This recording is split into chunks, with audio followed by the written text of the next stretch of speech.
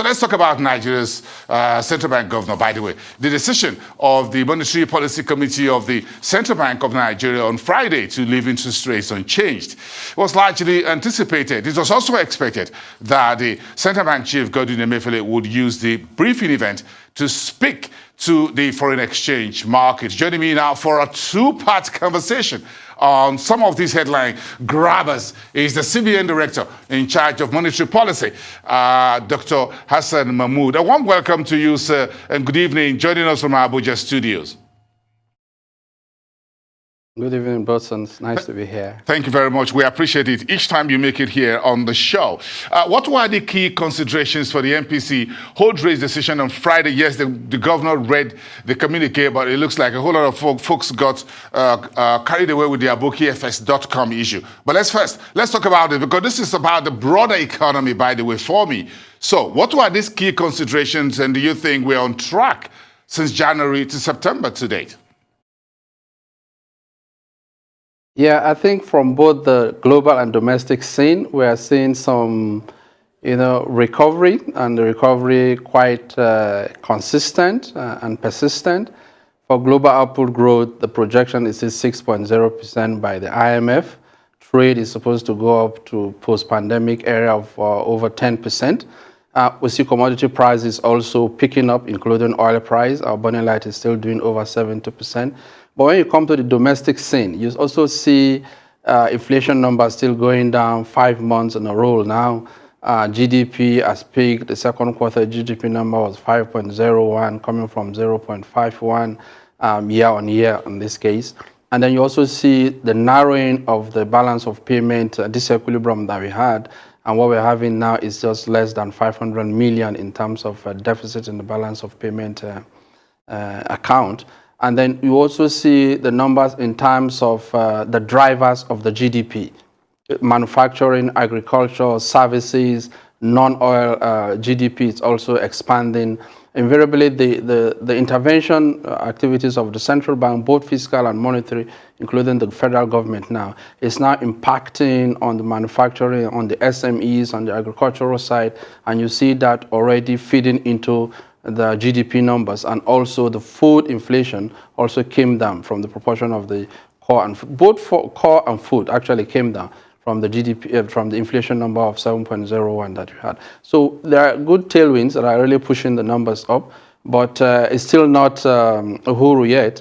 There are also some uncertainties around other issues concerning COVID-19, concerning fourth wave, fifth wave, concerning the different mutants of the COVID that we have, and whether that will lead to further lockdowns or global trade will slow or global demand will also slow. Then you see that affecting oil prices. So those uncertainties are still there. However, the bottom line of the monetary policy decision was the fact that since these policy measures are beginning to yield fruits, then let's see how that permeates into the rest of the economy for the few quarters ahead, so that we can see what policy measures to be adjusted. I think that's the principal background to that. So we have about a few months to the rest of the year. Do you think your monetary policy, the monetary policy of the central bank, is effective on its current trajectory, and that will take us through to the end of the year? Yes, I think it's consistent. That's why I said the recovery is consistent. What is important is the outlook for 2021, which is still GDP of 2.5 to 3%. Trade is also going to pick up.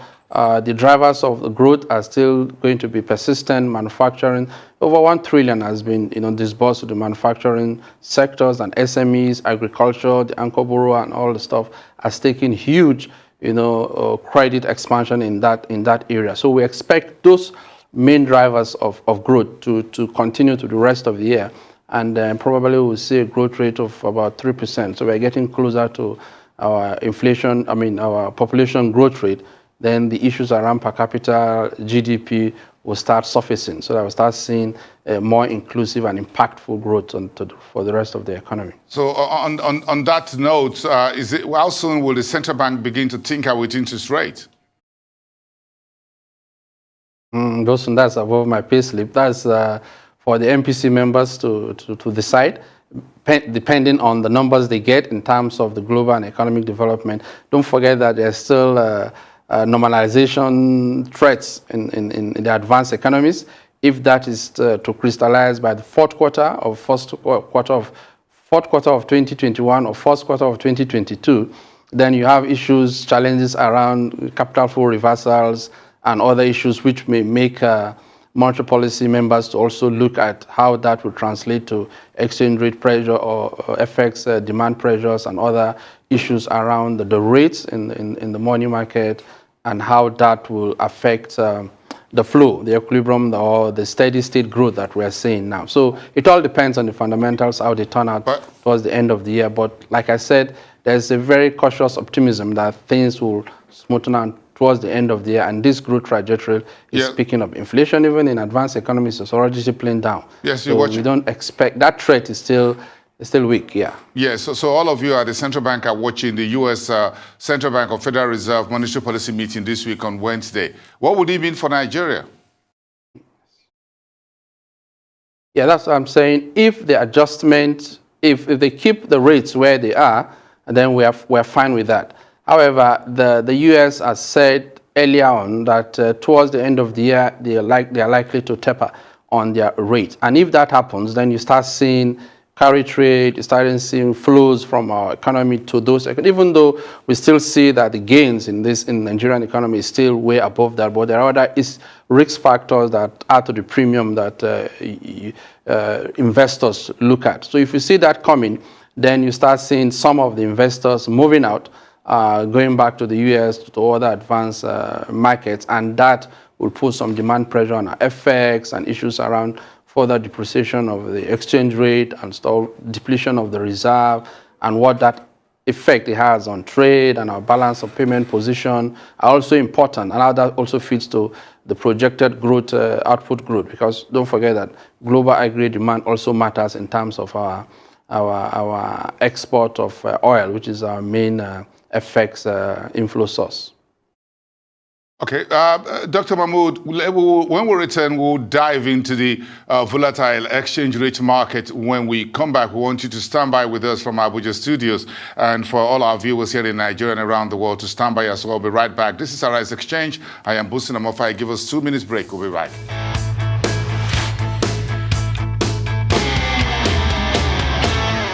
Welcome back to Arise Exchange. I am Bosin Amofaye. The gloves are off as the Central Bank of Nigeria goes on the offensive against illegal and other form of malpractices that undermine its foreign exchange market, and in particular, the state of the Naira. My guest is Dr. Hassan Mahmud of the Central Bank. We've been talking about the monetary policy objectives and his outlook on the US FOMC meeting starting on Wednesday. So let's talk about this, Dr. Mahmud. Tell me about the overarching objective of the Central Bank in terms of exchange rate and FX management.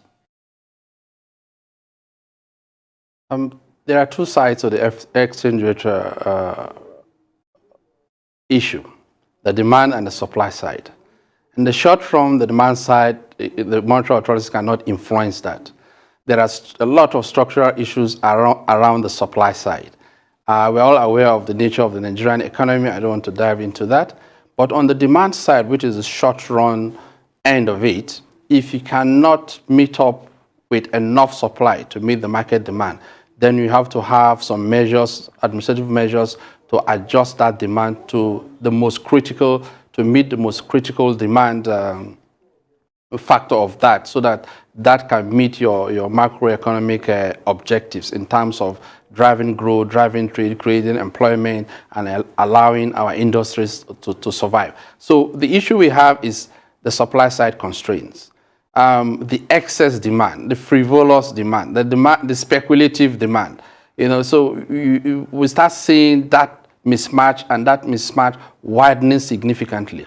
And we also know that a lot of the distortions that are in the demand side are just unwarranted demand, and some arbitrage, some manipulations within the market system, so that the role of the market as a price discovery mechanism or an efficient price discovery process is being defeated.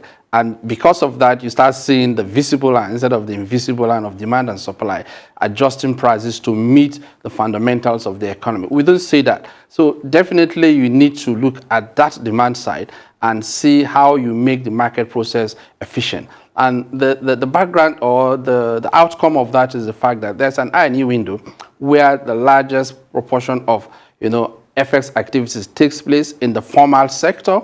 And then you have the other windows that we had, particularly the BDC that we used to have, where central bank gives funds to BDC, one of a kind in the world, and at a particular rate with a particular margin, given the license that BDC is given with a specified type of transactions.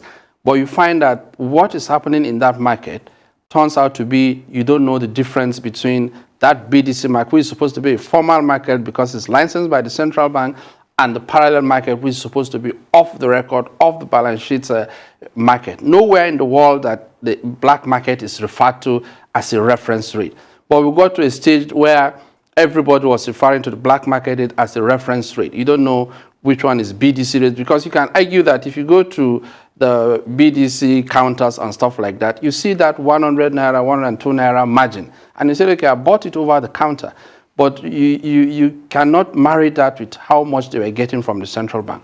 Secondly, the question is what type of demand goes to that BDC segment. There are specified kind of demand that are supposed to go there and that are supposed to meet.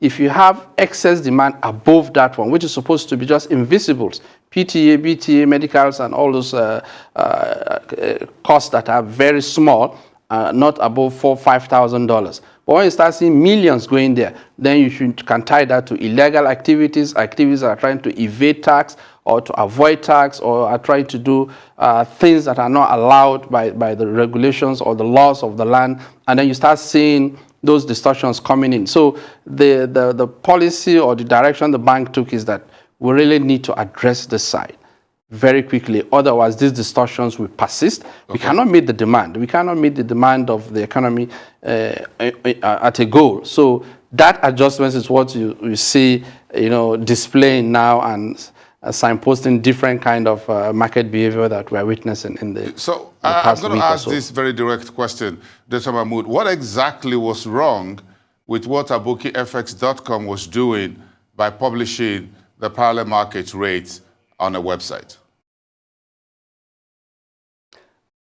Several things were wrong, and I'm sure the governor was very detailed about that. And also, don't forget that central bank has a lot of information. We have a lot of collaborators that we also deal with. So there are a lot of classified information that I will not be reeling out in the public domain here.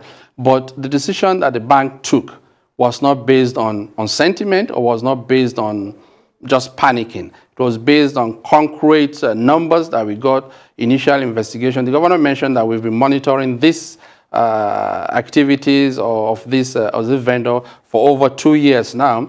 And what you see is that in any market, like I said earlier, there's nowhere you see an exchange displayed in the UK, in the US, that will be displaying the rates that go on in the formal market, in the banking system, and then start displaying the rate at the parallel market. It's not just done anywhere. But it got to a state that the Aboki exchange was more or less driving the parallel market rate. And like I said, there are evidences of manipulations going on in that market. Governor mentioned issues around the capital base of the farm, over 25 accounts, withdrawing money from ATMs in particular areas in London. So you see a lot of criminalities around that side, which is being investigated, and the right people to handle that are already working on that. And then we'll see the outcome of that and a justification for the action of the central bank. Dr. Mahmud, here is this particular website in existence for 1, 2, 3, 4, 5 years.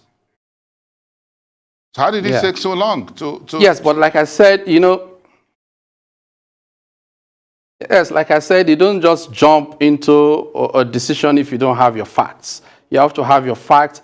Everybody was anchoring on that window. You're also aware that the rates at that window were not the rates that were being used for official or not official, for formal transactions that go into the banking system within the economy.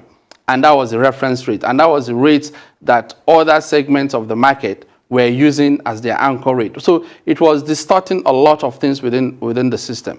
Yes, I keep emphasizing that we can't meet 100% of the demand, but we've also given a lot of window. In any case, it is in the process of trying to meet the demand of the lower kind of this FX request that we actually, started giving money to the BDC windows. But that objective was not achieved.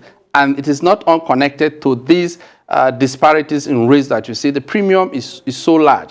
And even in normal economic balance, a measure of a country's efficiencies is in the premium you have in its exchange rate. So you have a lot of activities in the informal sector. So the action taken was, one, the numbers that are coming in from there were not coming in from, a market survey or because the question that was asked is, tell us which BDs were giving you this number. There were arguments around, I was phoning people and then they were giving me the rates on daily basis. But you see adjustments on those rates and, these illegalities, there are things that you just don't allow in any normal or sane economy to be perpetuating itself for years. We're doing 400 million to BDCs a week. And then imagine how many people travel in this country, how many people do all those things, even within the COVID period, after we started, before the short break we had. And we still see this disparity going on, and every other informal activities are going on in that side. So the link of that market behavior and the extent that was, giving those distorted numbers, yes, and even the activities arbitrage that was going on there, yes, were just issues around why we took that decision. Dr. Mahmud, just 1 minute to sum it up. What's the size of the market right now that the central bank is looking to drive or take away from the bottom of the pyramid back into the banking system, which looks like is now the focus of the CBN as far as FX is concerned in Nigeria? Hitherto, the FX transactions were 10–12% of the total market space. That is being moved to the formal banking system now. Issues around invisible PTA, BTA, and other school fees and stuff can go to the banking formal banking system. If that is carried, we ensure there was also a room that was created that in the event that you have some of those requests that are above the threshold that we give the banks now, on individual cases, those can also be addressed. So I think a lot of room has been opened for the bank's effort towards meeting those demands that are genuine. All right, we thank you for so much for your time speaking with us this evening, Dr. Hassan Mahmud, Director, Monetary Policy, Central Bank of Nigeria.